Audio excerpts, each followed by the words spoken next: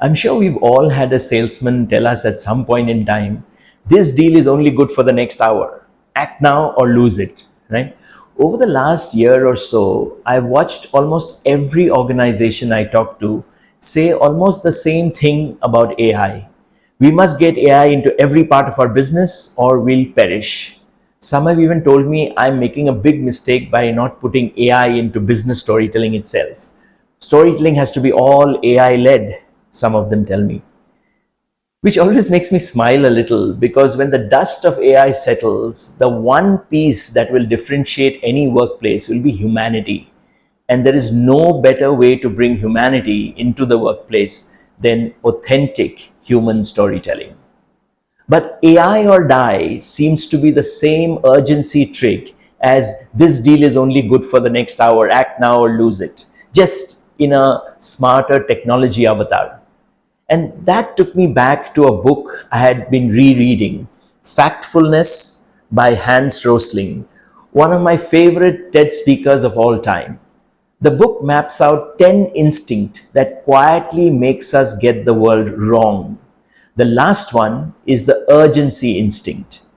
And Hans tells a story from his own life about the disaster that instinct caused. A story he carried for 35 years before telling anyone. Welcome back to Stories at Work, a series where I tell real stories from across the world that you can use when you want to drive home a business point. Our website, storyworks.in, already has over 160 stories, and we are adding one every week. Let's begin today's story.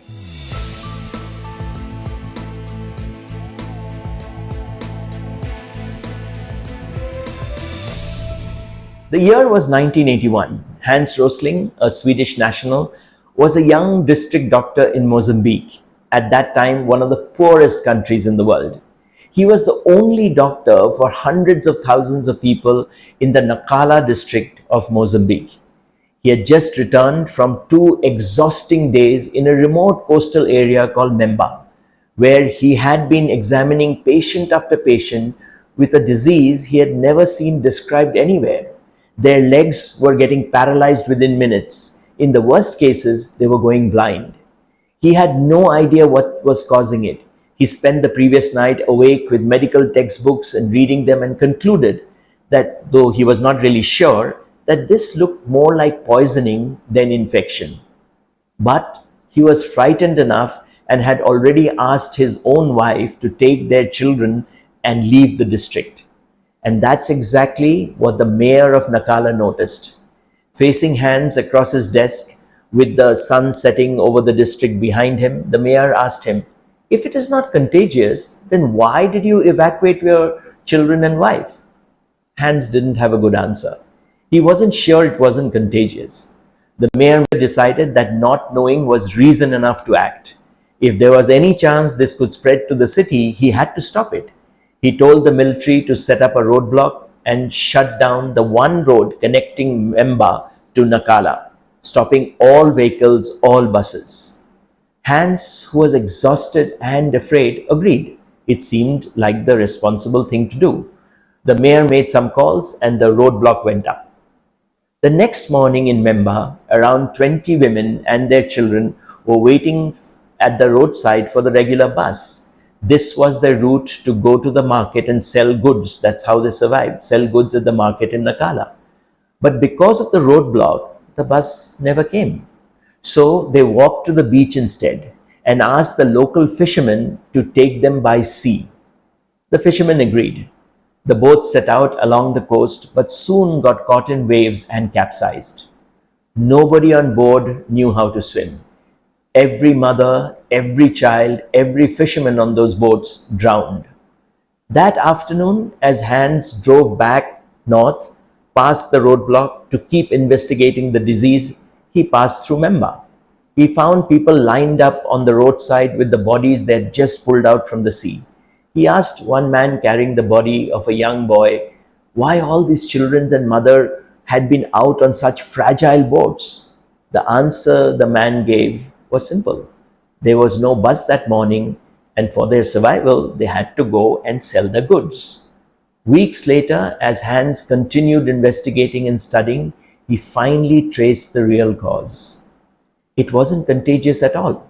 The cause was cassava, the root vegetable that forms the region's staple diet, which had to be processed for 3 days to be safe to eat.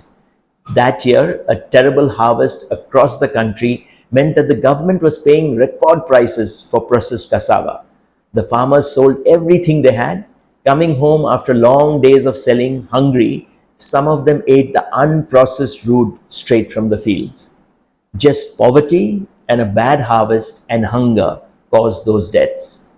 A district doctor and a mayor, both afraid, both moving fast, both convinced that not acting now was a great risk, both driven by the urgency instinct, by the belief it's now or never.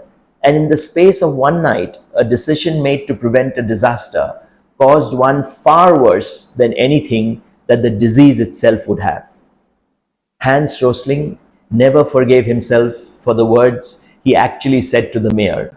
Essentially, yes, something had to be done and done now. And yes, the roadblock sounded like the right call.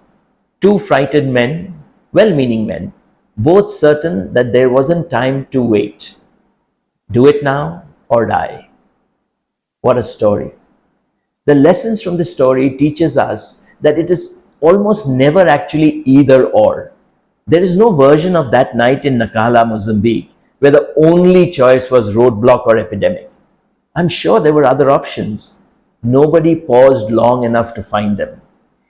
AI or die runs on exactly the same instinct. It sounds like there are only two options: transform everything immediately or become completely irrelevant. But that's rarely true. The organizations getting hurt right now aren't usually the ones moving carefully. They are the ones that decided at 11 p.m. under pressure that they had no time to think, and they built their own version of the Nacala roadblock. Now or never is a feeling our brain manufactures, not a fact about the situation. The instinct to act immediately, the urgency instinct, perhaps evolved to help us dodge wild animals in the tall grass, now or never. It's terrible at helping us make considered decisions about complex, slow-moving problems. There's another lesson as well. Urgency is contagious between people, faster than most diseases actually are. Hans Rosling's fear made the mayor afraid. The mayor's fear certainly made Hans agree to do something he otherwise would have questioned. We need to watch for this in our boardrooms. Sometimes one anxious voice triggering the urgency instinct can talk an entire leadership team into a bad call within minutes. I hope you found that story useful, and if you did, there are over 160 more on our website, storyworks.in. See you next week. Bye for now.